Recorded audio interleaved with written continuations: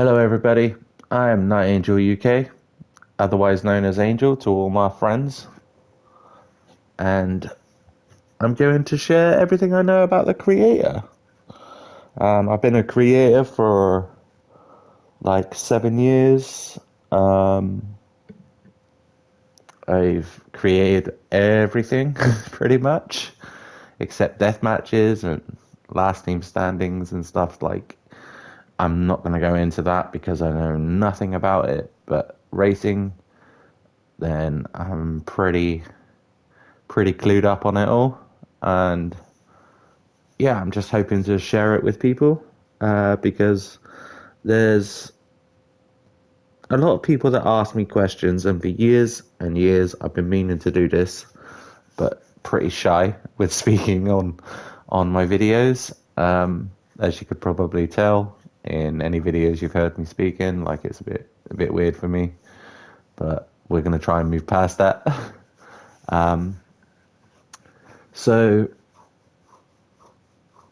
yeah, I mean, when it comes to like creating tracks, I think there's a lot of misconceptions about it because Rockstar themselves, their tutorial is just pants. There's a lot of things that they miss out teaching you how to do. So hopefully this will make things a bit more quicker and efficient for you. There's a lot of things that I've discovered and other people have discovered, and I'm just gonna share everything I know in these videos. This episode, if we call, yeah, I'll call it an episode, is going to be basically me explaining my credentials, cringe, and like how to step one of making stuff within the creator on GTA. So yeah, I mean, credentials wise, I mean, if you're watching this channel, then you've probably played one of my tracks. If not, you've seen them played by, yeah, Bruffy is pretty good on playing all of my tracks, like with the CV program. I've had tracks verified by Rockstar, and yeah, lots of plays in between. So if that's what you're looking for, then I'm gonna hopefully help to share with you all of those little things. But yeah, let's get into it because I'm just like I'm tripping over my own tongue here. All right, so I've got a track called Angel Tutorial. Excellent. So the first thing you're gonna need to do when making your track is you need to give it a name, a description, a photo, and then you want to check out your settings. So available vehicles, right? Let's start here. Right, nobody wants to race cycles. Let's just turn them off, get them out of the way. So this is going to be a rough track of something in the city. So let's just like swap the supers. Let's just take the T20, right? Ambient settings, time of day. Let's just do it like this, and you ain't gonna get any problems. Right? Traffic off, pedestrians off, animals no. Anti-grief ghosting, yes. Disabled catch up, no. Disable boost on go, no. RP bonus, yes. Right, that's number one. Number two, photo. Get a photo. Okay, so we've sorted out the race details. Now we're just ready to start like putting a route together, okay? So I put the starting grid here. So that's going to be my launch point for the track, which is the trigger, not launch point, my bad. So I'm starting with the starting grid. So 30 players fits here quite snug. So that's fine. I mean, instantly you don't want to you want to try and use all the surface that's available to you. So that fits in there quite nicely.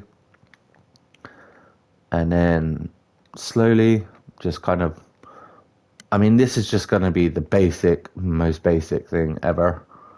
But like, it's up to you what you do with your route. I do have a video on the channel already, which explains how I kind of like tend to like start a route. But yeah, like that can be helpful. But for now, it's just basic. So we've put the checkpoints down. We've got a route in mind. We press save. That's it. I can always come back to it if I get bored of doing the next bit. So first thing I tend to do is go through and move as much fixture removals off the track itself as I can possibly do with the 100 fixture removals we have on Xbox or PlayStation. And like, I'm just thinking about like where the racing line is as I'm going around. So like, we're going to be coming in wide, cutting close, coming out wide. So I just get rid of all the stuff that's on near the racing line. And then I could have done a smaller route. This would have been a bit quicker then. But hey ho, that'll do for now. Alright, so once I've done that, what I will then do is bang a test to see what it's looking like. I mean, there's obviously some fixture removals I've missed, but I'm just trying to do this as quickly as possible. So drive around the track real quick just to get a feel of the route. I'm kind of looking at like all of this stuff like that there I can't remove, so that's gonna need to be propped. Like that's a bit bumpy through there, so we'll prop over that. Like you're just kind of trying to think about like how the track's gonna drive when it's finished, even though you haven't placed one prop yet. And yeah, that will pretty much do for this episode because I don't wanna put too much into the videos because you know, like I don't want to have to keep. Don't want you guys to have to keep coming back and like, oh, what was that bit he said and blah blah blah. So for now, this is just a basic setup only, and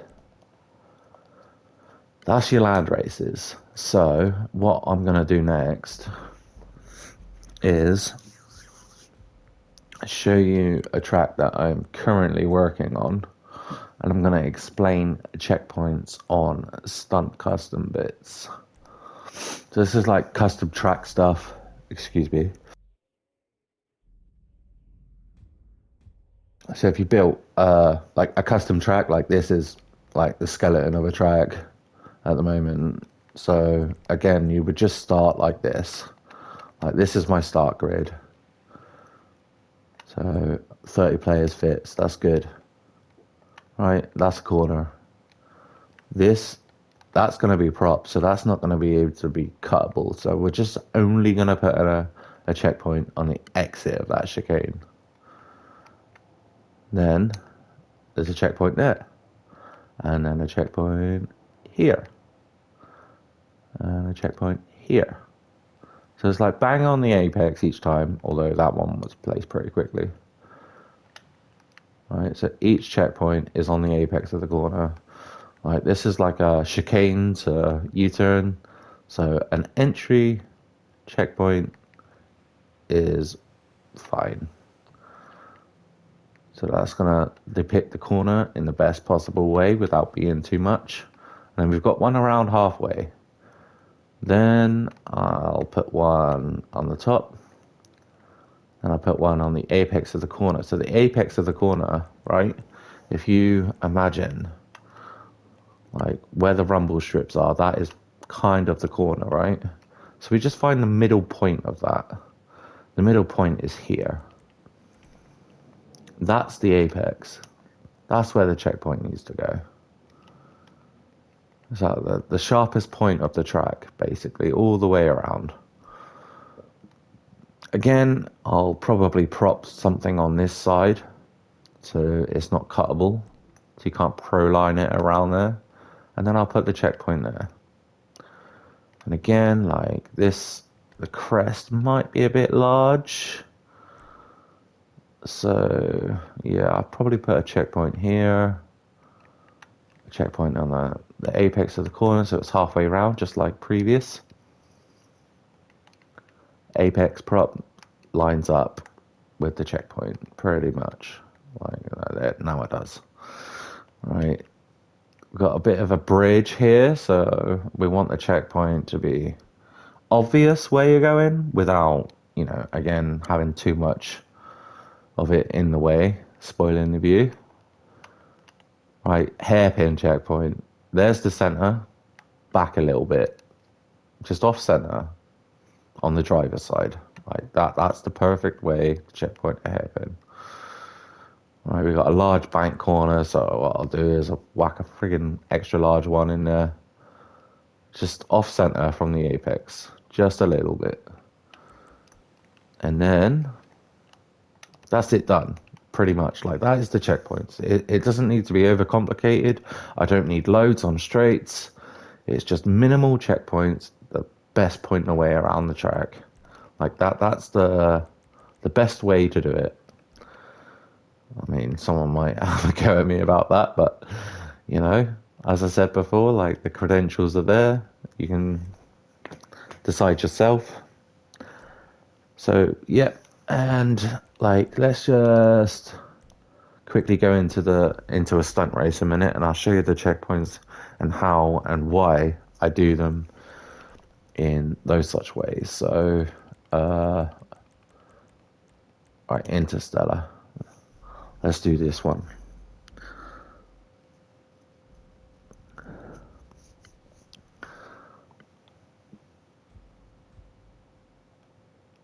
Again, with stunt tracks, like you're not really going to be able to start your track with checkpoints. Like you've got to build it and envision what the track is doing as you're doing it. So, right, anyway. So I've got a checkpoint at the start of a tube. Okay, and then the corner is pretty much a really large 180. So I've got a checkpoint in the middle of the tube, just on this, what piece is it? So it's a 45 degree. So what that's going to do is, because everything's obscured within the tube, that's going to tell you that that's the sharpest point of the tube. So the checkpoint's at the sharpest point each time. I've got one on the exit here. This is your wall ride checkpoint. So that is like, I mean, this point here is the perfect point for me, because that's where I want to get onto a wall ride. Like that inside wall ride, that is the checkpoint to use in that way. I see a lot of people use checkpoints on the exit of the wall ride, but that doesn't really gel with me, because if you mess up the wall ride, then you've got like a respawn point. Like it's supposed to be risk reward. So that's that. Again, that's where you want to be getting onto the wall ride. That's where the checkpoint is. And come out and around. So I've got this big area that's coming out of a tube exit and then going up to a 180 into a tube. So I've got these checkpoints, as massive as they can be. And then if you click X while you're in the checkpoint thing, you will come up with these green things. Well, that shows where the checkpoint is reaching. So, I mean, unless somebody's jumping out of these tubes and then going as high as this and as far as this bit, they're not going to miss a checkpoint. And then should they need to respawn, the respawn point is enough that even in a stock vehicle, I'm making it up here. So we're going to assume most people are going to be racing in custom cars, so it's easily done. Again, we're just banging around the checkpoint just like in a regular track, like on the apex, in the middle of the corner, tube checkpoint there, bash. The corner of this tube, this white one, is there with a 45 degree tube piece. The checkpoint's right bang in the middle. Again, wall ride checkpoint, that checkpoint, that's your crest. You don't need checkpoints all the way down here because you're taking away the immersion factor at that same point. Then we've got this checkpoint. That's a respawn checkpoint if you mess up the stunt coming. But checkpoint at the top of the hill up here indicates to other racers that are down here that this is where you want to be. So some people will miss this stunt because they're not aware, but you can just ramp up this tube and then make it to the top of there. And then you skip all this stuff, and that is the fast way. Right, that's stunt tracks. And then let's just quickly go over transform races because that's the next big thing with checkpointing. So I've got one I've made earlier, just like on Blue Peter. So model memory will get jacked. Like Rockstar jacked the model memory, especially with 300 props and the arena wall props and your transform checkpoints. Like, you're not going to be able to make your transform race without following a regular track first. So what I'm going to do and show you is this track was built as a stunt track. So I'll just delete all the checkpoints a minute, and then I'll just change the race type to stunt race. So as you can see, my model memory is only about halfway, but all props are used. So, like, number one rule, just keep using as many of the same props as possible in order to keep your model memory within reach. As soon as you change this to a transform race and start adding transform checkpoints throughout the track, as you're building it, you're going to jack your model memory. So just build the track, put all your props down, all your dynamics, everything. Make it all shim damn do before you start thinking about putting transform checkpoints in. As soon as you've built it to, like, for example, this extent, you then go down, change race type to transform race. Your model memory will still be at halfway, as you can see. As soon as you start placing your checkpoints, it will then start rising. So what we'll do is we'll just go over into the what am I doing? Right, checkpoints. What we'll do is we'll go into this functionality, transform, add new transform. So then you just go over and you put all of your stuff in how you want it, right? That's a transform checkpoint. So again, you just add in your transforms after you've built the track, like that. You can also do it by using race details, which is a faster way of doing it if you know what you're building as you're building it. Like, you're thinking about, like, what car you want to go in, what order or whatever for a face-to-face, for example. But if you're building something else that's a transform race, the same will still apply. You just need to know what you're using in each section, and then you just keep going. Eventually, you're going to jack up your model memory. It's not jacking up very quickly at the moment. There you go. Right, it's jacked. Model memory is jacked, but I can still keep adding. Like, it doesn't matter. I can still keep adding stuff. And then look, you just keep going. Like, functionality, transform, scramjet, whatever it may be. It doesn't matter. Your model memory is jacked, but your vehicle list is open to whatever you want to do. But yeah, I think I've covered everything I wanted to cover today in this episode, which is pretty much just setting up your track. Like, that's it. Putting your checkpoints down, explaining how checkpoints work for me, and best practices in ways to use them. But yeah, in the next episode, we're going to go into, like, prop uses,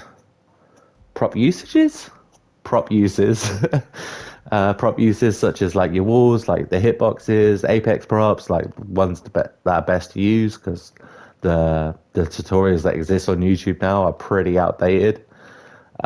Traction is a huge one for me, especially with stunt tracks. There's a lot of people that use low traction things, and it just,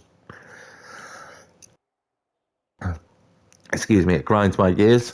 So hopefully, once we get into all of this, when all these things are recorded, the